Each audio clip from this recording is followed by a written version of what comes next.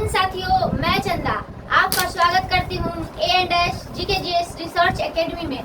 तो जैसा कि आपको पिछले वीडियो के माध्यम से पता ही होगा कि इस चैनल पर क्लास 6 से 12 तक के NCERT को कवर कराया जा रहा है, जिसमें साइंस और आर्ट्स दोनों सब्जेक्ट को कराया जा रहा है। तो पिछले कई दिनों से जब क्लास हो रही थी तो उसमें क्लास 6 को खत्म किया गया था, जिसमें हिस्ट्री का बुक खत्म हुआ था, ज्योग्राफी का बुक खत्म हुआ था। उसके बाद क्लास 7 की बात करेंगे तो पिछले कुछ दिनों से क्लास 7 की हिस्ट्री को स्टार्ट किया गया था, जिसमें चैप्टर 1, 2, 3 और 4 को कवर कराया गया था। तो चलिए आज हम चैप्टर 5 की ओर चलते हैं और इसके बारे में जानते हैं। तो चैप्टर 5 है वो है जनजातियां, खाना बदोश और एक जगह बसे हुए समुदाय। यानी क्या है, तो इस चैप्टर में हम जानेंगे जनजातीय के बारे में, ये क्या होते हैं। उसके बाद हम खाना बदोश के बारे में जानेंगे और एक जगह बसे समुदाय के बारे में जानेंगे। यानी इस चैप्टर में हम देखेंगे एक जगह कौन कौन से समुदाय बसे हुए हैं। तो इसमें एक नागा समुदाय बसे हुए हैं और एक अहोम समुदाय बसे हुए हैं। तो इसके बारे में हम इस चैप्टर में जानेंगे। तो चलिए पहले हम जानते हैं जनजातियां के बारे में, उसके बाद जानेंगे खाना बदोश के बारे में। तो जनजातियां के बारे में पहले जानते हैं। तो जनजातियां क्या होता है, यह एक सामाजिक समूह होता है। यानी एक समूह होता है जो विशेष भौगोलिक क्षेत्र में स्थित होता है। यानी ये समाज में एक समूह होता है और विशेष भौगोलिक क्षेत्र में ये स्थित होता है। या कहे तो भारतीय उपमहाद्वीप में जनजातियां को क्या कहते हैं, तो जनजातियां को भारतीय उपमहाद्वीप में कहा जाता है आदिवासी।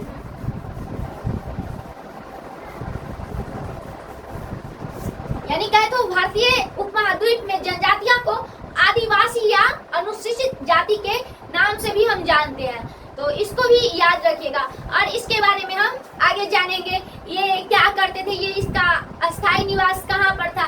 तो ये जो आदिवासी जो होते थे वो अधिकतर जंगल में रहते थे। तो इसके बारे में हम आगे जानेंगे। उसके बाद जानेंगे खाना बदोश के बारे में। तो खाना बदोश क्या होता है, तो यह एक ऐसे व्यक्ति होता है या कहे तो एक समुदाय होता है जिसके पास अपना कोई घर नहीं होता है। यानी कहे तो अस्थायी बसेरा नहीं होता है, तो उसे हम खाना बदोश कहते हैं। यानी भोजन की तलाश में इधर उधर भटकते हैं। यानी हम पिछले वीडियो में यानी कहे तो क्लास 6 में आपको बताए थे अखेटक खाद्य संग्रह के बारे में, जिसमें आपको बताए थे जो अखेटक खाद्य संग्रह जो होते हैं उसके पास कोई अपना घर नहीं होता है। वह भोजन की तलाश में एक स्थान से दूसरे स्थान भटक कर शिकार करके अपना जीवन को यापन करते हैं। जिसमें उसके बाद मनुष्य कुछ समय के बाद यानी थोड़ा सा विकास होता है प्राचीन काल में। उसके बाद मनुष्य का अपना अस्थायी निवास होता है। उसके बाद मनुष्य द्वारा जानवर यानी पालतू जानवर पाले जाते थे, जिसमें आपको बताए थे सर्वप्रथम मनुष्य द्वारा पाए जाने वाले पालतू जानवर कुत्ते थे। उसके बाद थोड़ा सा और विकास होता है तो मनुष्य अपने स्वयं भोजन उत्पादन करते हैं, यानी कृषि को उपजाते हैं। जिसमें आपको बताए थे मनुष्य द्वारा सर्वप्रथम कृषि में चावल और जौ को उपजाया गया था। तो इस सब के बारे में आप अगर नहीं देखे होंगे तो पिछले वीडियो में जाकर देखिए और कमेंट में बताइए वो कैसा है। तो इसके बारे में हम खाना बदोश कहते हैं। और आपको बताए थे जो एक जगह बसे हुए समुदाय, जिसमें इस चैप्टर में एक नागा और अहोम के बारे में बताया गया है, जिसके बारे में हम आगे जानेंगे। तो चलिए अब हम टॉपिक की ओर चलते हैं। इस चैप्टर में कौन कौन से टॉपिक को हमें पढ़ना है इसके बारे में, जिसमें हम जानेंगे पहले तो बड़े शहरों से पड़े जनजातीय समाज के बारे में। यानी बड़े शहरों में पड़े जनजातीय समाज के बारे में हम इस चैप्टर में जानेंगे। उसके बाद जानेंगे जनजातीय लोग कौन थे इसके बारे में। उसके बाद जो जनजातीय जो है वह भारतीय उपमहाद्वीप में हर क्षेत्र में फैले हुए हैं। तो इसके बारे में जानेंगे, जिसमें हम उत्तर पश्चिम में जानेंगे कौन से जनजातियां उपस्थित है, उत्तर पूर्व में कौन से जनजातियां उपस्थित है, पश्चिम में कौन से जनजातियां उपस्थित है। उसके बाद जानेंगे उड़ीसा और बंगाल में कौन से जनजातियां उपस्थित है, पूर्व में कौन से जनजातियां उपस्थित है, इसके बारे में जानेंगे। उसके बाद जानेंगे खाना बदोश और घुमंतु लोग कैसे होते थे, इसके बारे में जानेंगे। उससे पहले हम थोड़ा सा चैप्टर की कुछ कहानियों के बारे में जानते हैं। तो चलिए जानते हैं कुछ कहानियां के बारे में। तो जैसा कि आपको पिछले यानी क्लास 7 का जब हिस्ट्री स्टार्ट हुआ था तो उसमें आपको बताया गया था चैप्टर 2, 3 और 4 में विभिन्न राजवंशों का उदय हुआ था और पतन भी हुआ था। यानी कहे तो विभिन्न राज्यों का उत्थान हुआ था। यानी कहे तो उदय या उत्थान एक ही होता है। तो जब राजवंशों का उदय हुआ था, उत्थान हुआ था, उसके बाद पतन भी हुआ था। यानी किसी भी राजवंश का जब उदय होता है तो उसका पतन होना तो निश्चित होता है, तो पतन भी हुआ था। तो इन सभी समस्याओं के दौरान कहे तो उत्पादन गतिविधियां में बहुत बड़ा बदलाव आए थे। तो इसके बारे में हम अभी जानेंगे। उसमें हम उत्पादन गतिविधियां में देखे थे जो विभिन्न क्षेत्र थे। यानी कहे तो जब राजवंशों का उदय हुआ था तो वहाँ उस समय विभिन्न राजवंश थे और वह फलते फूलते थे। यानी कुछ राजवंश फलते फूलते नहीं थे तो कुछ राजवंश फलते फूलते थे। यानी कहे तो उस राजवंश में विकास हुआ था। तो उस समय विभिन्न राजवंशों में विकास हुआ था। यानी कहे तो मध्यकालीन युग में विभिन्न राजवंशों में उदय हुआ था, यानी फलते फूलते थे। तो उसका आर्थिक रूप से वो मजबूत थे, सैन्य शक्ति रूप से मजबूत थे। और कहे तो जब उस राजवंश का मतलब फलते फूलते रहे होंगे तो उस मतलब समाज में कहे तो विभिन्न परिवर्तन आए थे, जिसमें कहे तो सामाजिक परिवर्तन आए थे, राजनीतिक परिवर्तन आए थे, धार्मिक परिवर्तन आए थे और भी विभिन्न परिवर्तन आए थे। तो जिसमें हम जानेंगे सामाजिक परिवर्तन के बारे में। तो सामाजिक परिवर्तन के बारे में जानते हैं। तो सामाजिक परिवर्तन जो होता है हर क्षेत्र का अलग अलग होता है। यानी कहे तो अभी ही हम मान लेते हैं अपने क्षेत्र का सामाजिक परिवर्तन कुछ अन्य होता है, दूसरे सामाजिक क्षेत्र का परिवर्तन कुछ अन्य होता है। यानी कहे तो भाषा से होता है, रहन सहन से होता है, धर्म से होता है। यानी सबका सामाजिक परिवर्तन अलग अलग होता था। तो उसी में कहे तो ब्राह्मणों द्वारा 4 वर्णों के बारे में बताया गया था। यानी कहे तो सामाजिक परिवर्तन जो था उसमें ब्राह्मणों द्वारा भी परिवर्तन किए गए थे, जिसमें आपको हम पिछले वीडियो में बताए थे जो ब्राह्मण द्वारा 4 वर्णों का विभाजन हुआ था। तो हम इसके बारे में जानेंगे। यानी कहे तो सामाजिक परिवर्तन जो होता था उसमें लोगों को काम के आधार पर विभाजित किया गया था, यानी वर्ण विभाजन किया गया था। तो चलिए हम जानते हैं पहले ब्राह्मण जो थे, यानी कहे तो प्राचीन युग के जो ब्राह्मण थे वह कौन कौन से वर्ण को विभाजन किए थे, यानी 4 वर्ण कौन कौन से दिए थे इसके बारे में। तो हम पहला वर्ण की बात करेंगे तो वो था ब्राह्मण। दूसरा वर्ण की बात करेंगे तो वो था क्षत्रिय। और तीसरा वर्ण की बात करेंगे तो वो था वैश्य।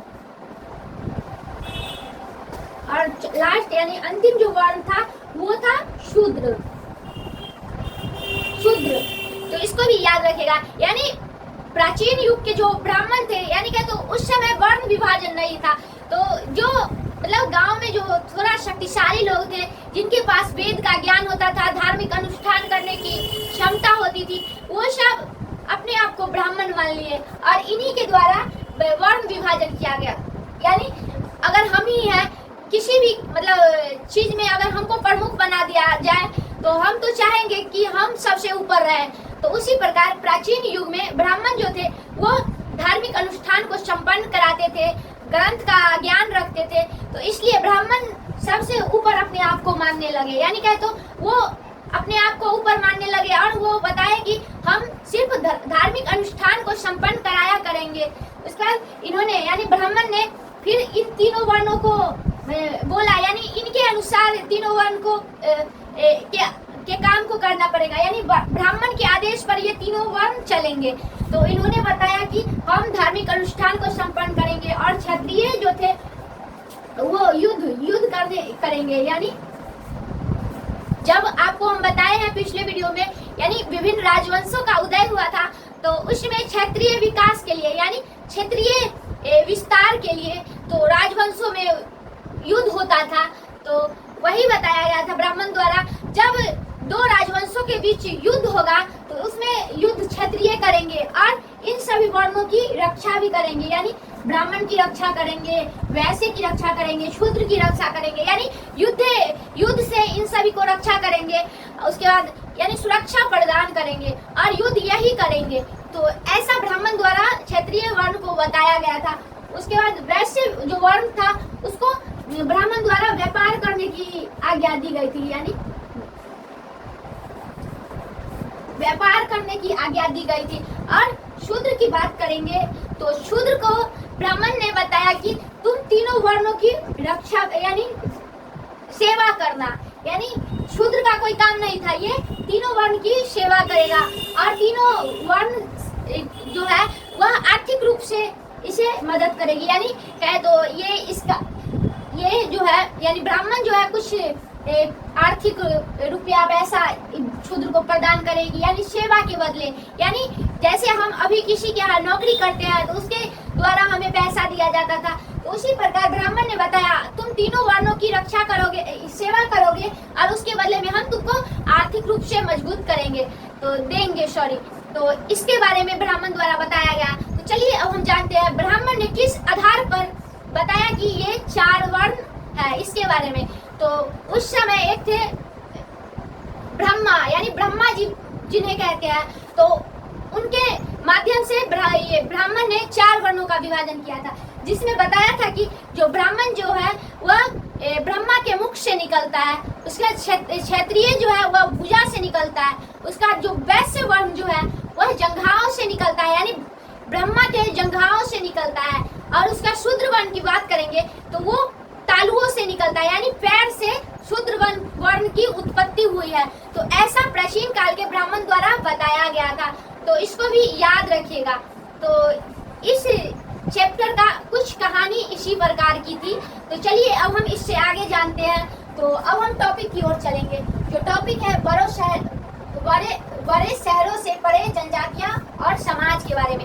यानी यहाँ पर आ गई बात जनजातियां की, यानी जब अभी हम आपको बताए जब प्राचीन युग में जो ब्राह्मण थे वो जैसा मतलब आदेश दिए थे वैसा तो चारों वर्णों को करना निश्चित था, यानी इनके आज्ञा का पालन करना उनको निश्चित था। लेकिन उस समय कुछ समाज में मतलब अन्य लोग भी थे जो ब्राह्मण के इस विचार को मानने से इनकार कर दिए थे, जिन्हें हम आगे चलकर जनजातियां कहे। वो अपने एक समूह बना लिए जिसे जनजातियां कहते हैं। तो इसके बारे में हम आगे जानेंगे।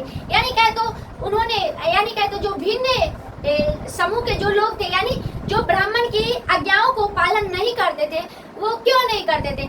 वो इसलिए नहीं करते थे कि उनका कहना था अगर ब्राह्मण का पुत्र अगर बतहा होगा तो वो ब्राह्मण ही कहलाएगा, और अगर दूसरे वर्ण का जो लोग हैं उनके पास ज्ञान है तो वो क्या क्षुद्र कहलाएंगे। यानी कुछ गांव के यानी जो प्रमुख होते थे, यानी जिनको ये मतलब मंजूर नहीं था, यानी ब्राह्मण के ये आज्ञा को मंजूर नहीं करते थे, उन्होंने ऐसा बताया था। तो गांव या कहे तो समुदाय जो है उसमें तो विभिन्न प्रकार के लोग रहते थे, जिनके पास अत्यधिक पैसा होती थी, वो जिनके पास किसी के पास युद्ध लड़ने की क्षमता होती थी, तो किसी के पास ज्ञान ही सिर्फ होती थी। तो उन्हीं में से कुछ का कहना था अगर ब्राह्मण का पुत्र बतहा होगा तो वो ब्राह्मण नहीं कहलाएगा, इसलिए हम तुम्हारे धर्म को नहीं मानते हैं। या क्षुद्र के जो लोग होते हैं उनके पास यानी ज्ञान होंगे, यानी वेद पढ़ने का ज्ञान होंगे, तो वो क्या शूद्र ही रहेंगे, जो उनको तीनों वर्णों की सेवा करना ही काम होगा। तो इसलिए कुछ समुदाय यानी उस समय के जो कुछ लोग थे वो ब्राह्मण की नीतियों को मानने से इनकार कर दिया। और भारतीय उपमहाद्वीप में ऐसे विभिन्न लोग थे, यानी कहे तो विभिन्न क्षेत्र में ऐसे जनजातियां या कहे तो समूह थी। तो वही बताया गया है। तो जो लोग या समुदाय में जो लोग ब्राह्मण के इस नीतियों को मानने से इनकार कर दिया और अपनी एक समुदाय बना ली जिसे हम जनजातियां कहते हैं, और इसका ब्राह्मणों से रीति रिवाज अलग हो गया, यानी इसका ठीक विपरीत हो गया। यानी ब्राह्मण धार्मिक अनुष्ठान जिस प्रकार से करते हैं तो उसी प्रकार से जनजातियां रीति रिवाज को नहीं करेंगे, धार्मिक अनुष्ठान को नहीं करेंगे, यानी भिन्न हो गया समुदाय, रीति रिवाज भिन्न हो गया, भाषा भिन्न हो गया। ये ब्राह्मण का है तो ये महलों में रहते हैं, घर में रहते हैं, लेकिन ये जो जनजातियां के समुदाय के जो लोग होते थे वो जीवन को जंगलों में व्यतीत करते थे, अपना जीविकोपार्जन जंगलों से प्राप्त करते थे।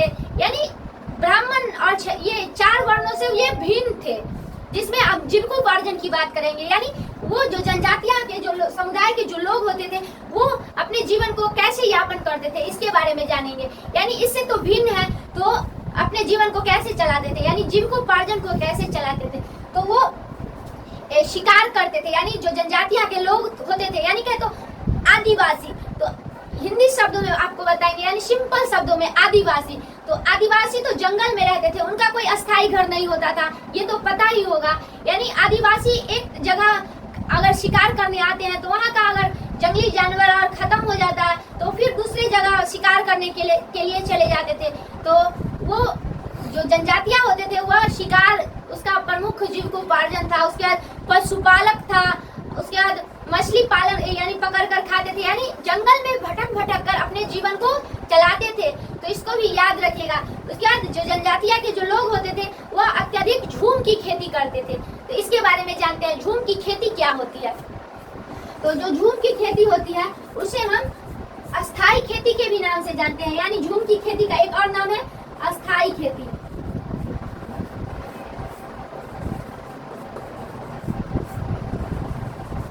तो इसको भी याद रखेगा। उसके बाद इसका एक और अन्य नाम है दहन खेती।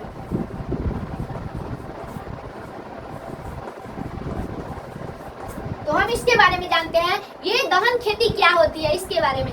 तो जैसा कि आदिवासी लोग जंगल में रहते थे और अपना जीवन जंगल से मतलब यापन करते थे, तो उनको कृषि की आवश्यकता हुई। तब उन्होंने जो जंगल के जो वन होते थे उसको काट दिए, यानी काट छाट करके वहां पर आग लगा दिए, यानी उसको आग लगा दिए और उसके राख से जो उर्वरकता जो मिलती थी वहां पर खेती करते थे। यानी जैसे कि अभी की बात करते हैं, खेत में हम कुछ उर्वरक शक्ति बढ़ाने के लिए कुछ उसमें खाद डालते हैं। तो उसी प्रकार जो आदिवासी थे वह राख के माध्यम से, यानी क्या, तो उनका मुख्य उर्वरक मतलब का स्रोत था राख। तो जंगल को वो जलाते थे और उस उर्वरकता भूमि से वह खेती करके अपना जीवन को चलाते थे। और कुछ समय के बाद उर्वरक शक्ति खत्म हो जाने के बाद आदिवासी जो थे वह एक स्थान से दूसरे स्थान चले जाते थे, यानी प्रस्थान करते थे। तो विभिन्न क्षेत्रों का मतलब जनजातीय समूह अलग अलग होता था। तो विभिन्न क्षेत्रों के मुखिया भी अलग होते थे, यानी जनजातीय समूह का अलग अलग मुखिया होते थे जो अपने समुदाय को अच्छी तरह से देख रेख करके चलाते थे। तो इसको भी याद रखिएगा। तो इसका मतलब जनजातीय समाज इसी प्रकार से था।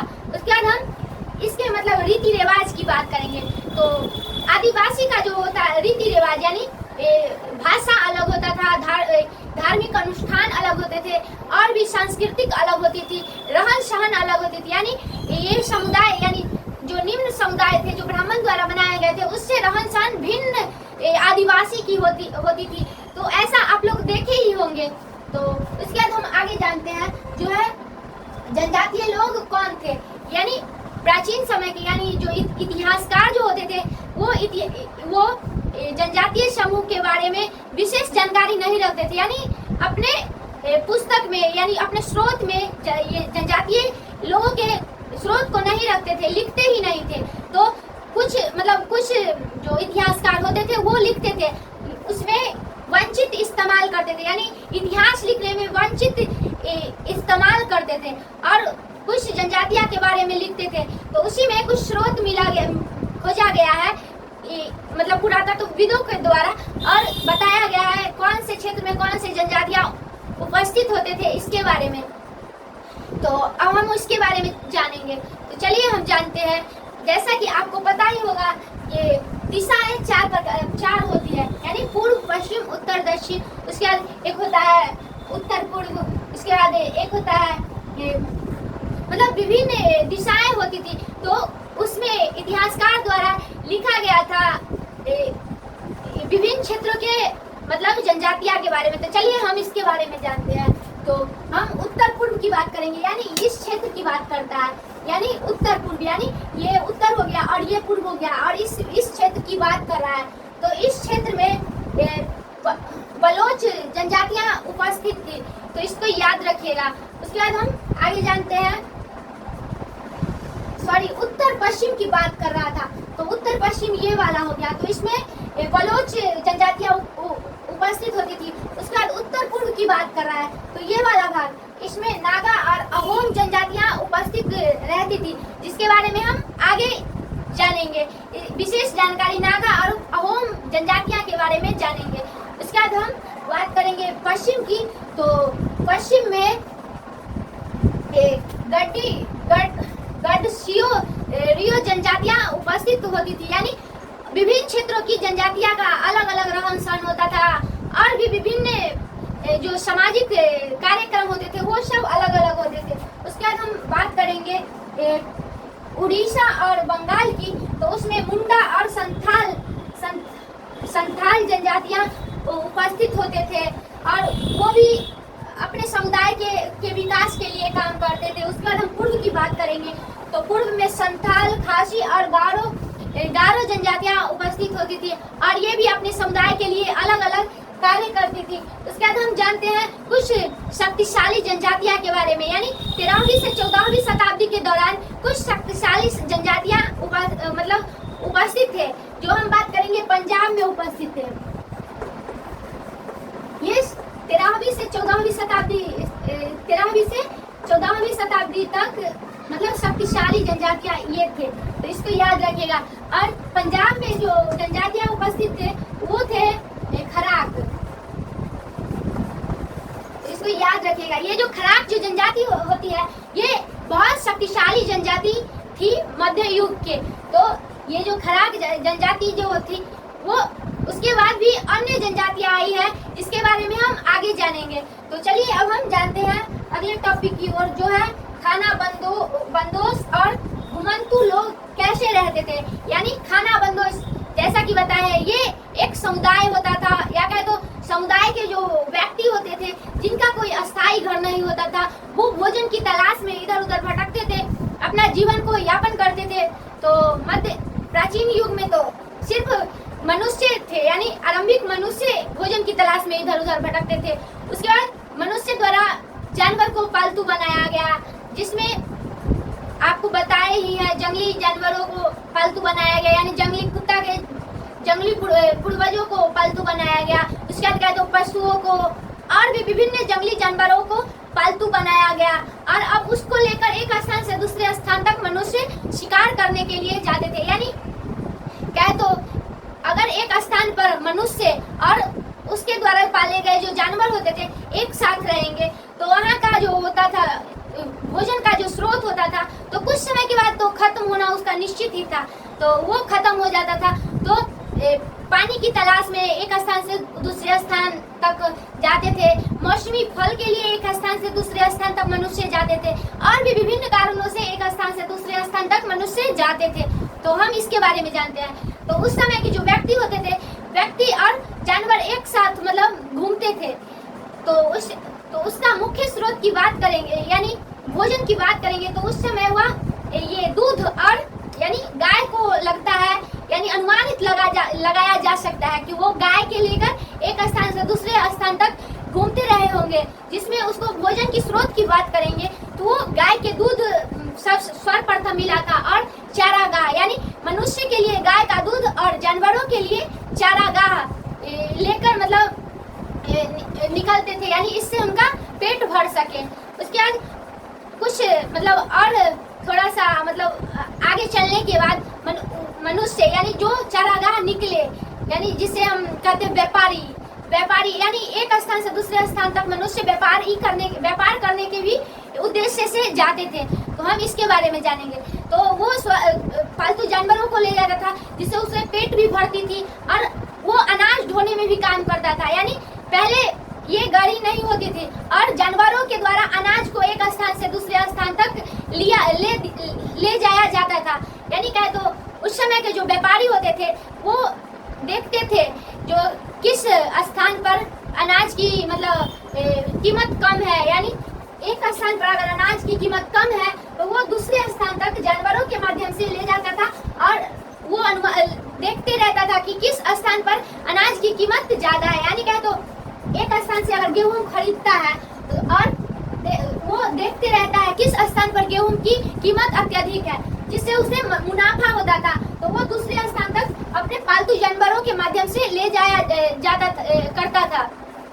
तो उसके बाद हम जानेंगे ये जो व्यापारी होते थे वो तो स्वयं ही अकेले नहीं जाते थे, लेकिन वो अपने परिवार यानी अपने बच्चे, अपनी पत्नी यानी वो अपने परिवार को लेकर एक स्थान से दूसरे स्थान तक भोजन की तलाश में जाता था। तो इसलिए उस समय के मनुष्य को हम घुमंतु लोग भी कहते थे, यानी जीवन भोजन की तलाश में वह घूमते थे। तो इसको याद रखिएगा। तो हम इसी के साथ इस टॉपिक को समाप्त करते हैं, फिर मिलेंगे अगले दिन अगले टॉपिक के साथ। धन्यवाद।